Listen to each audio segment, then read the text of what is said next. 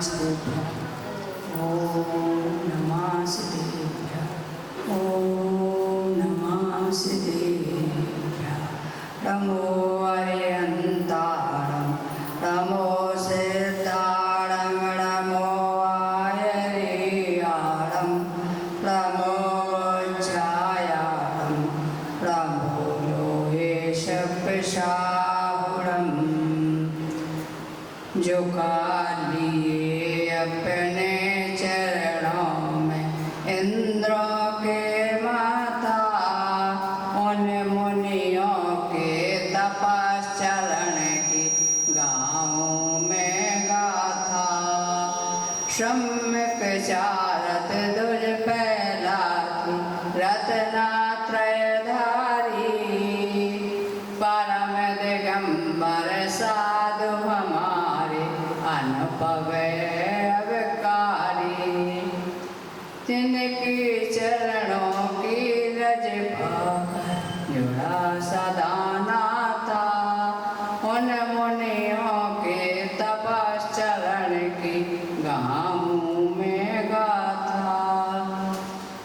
बोले महावीर भगवान की जय, बोले पंचपृष्ठ भगवान की जय, बोले आचार्य गौसागर महाराज की जय, बोले सती श्री माता जी की जय, तीन कमलों पर गुणराजों की जय।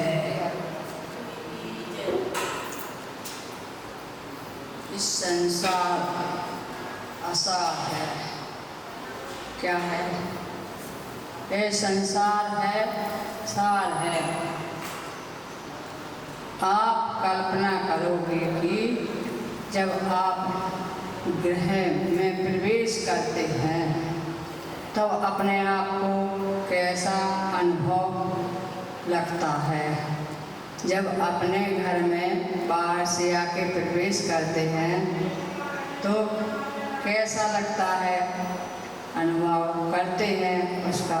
ठीक उसी प्रकार जब उन जीवों ने इस धरा पर पैर रखा तो उनमें भी एक अपूर्व उल्लास का भाव था।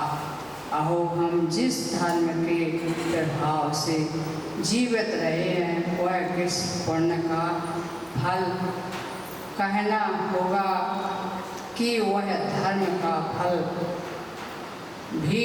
इसलिए सर्वप्रथम हमें उस धर्म का स्मरण करना चाहिए। किस धर्म का? जो धर्म है उसको अपन को पढ़ना चाहिए।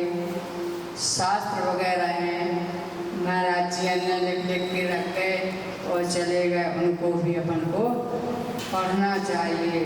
उससे अपन को कुछ मिलता है समझने के लिए। समझो क्या उसमें लिखा है, क्या लिख के चले गए। तो शास्त्र अपन को एक शास्त्र पढ़ना चाहिए। एक भली पेज पढ़ो, लेकिन पढ़ के उसको समझो। मैंने आज तक देवताओं की उपासना की। अब मैंने ये ऐसा कौन सा देवता हो सकता है जो जीवन में कभी ना छूटे। आप जानते हैं कि देवता कितने होते हैं? 9 देवता।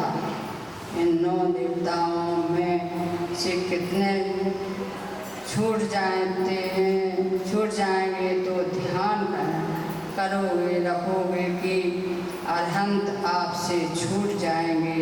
जिस मंदिर को आपने बनाया है वे मंदिर भी आपसे दूर छूट जाएंगे। जिस प्रतिमा को आपने मंदिर में विराजमान की है वह भी आपसे छूट जाएंगे।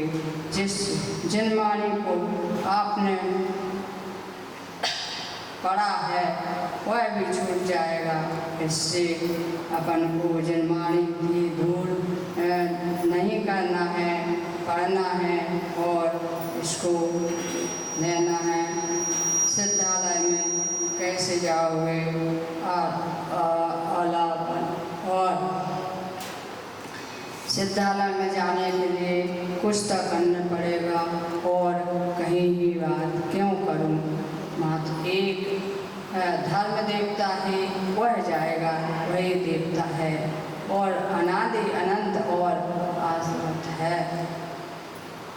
आप दांत को देखो, वह कैसे कठोर है, और जीव को देखो पर किसी भी मुलायम को कैसे उसी प्रकार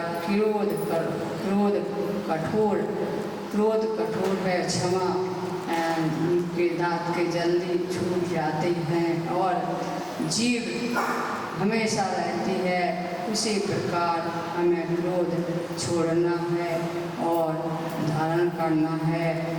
जैसे दांत है तो बहुत कठोर होते हैं, लेकिन वे टूट जाते हैं, छूट जाते हैं, क्योंकि अपनी जिह्वा है तो जिह्वा तो रहती है, वो नहीं कहीं जाती है। इस जिह्वा से अपन कितने पाप कमा लेते हैं।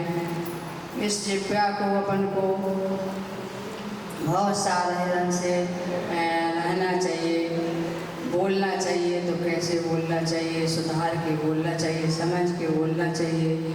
उठाए जीभ तरुआ से मार दे, ऐसा नहीं।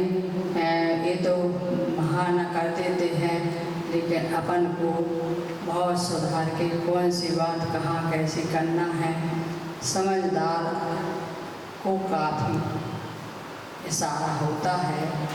इतने से बोलो महावीर भगवान की जय।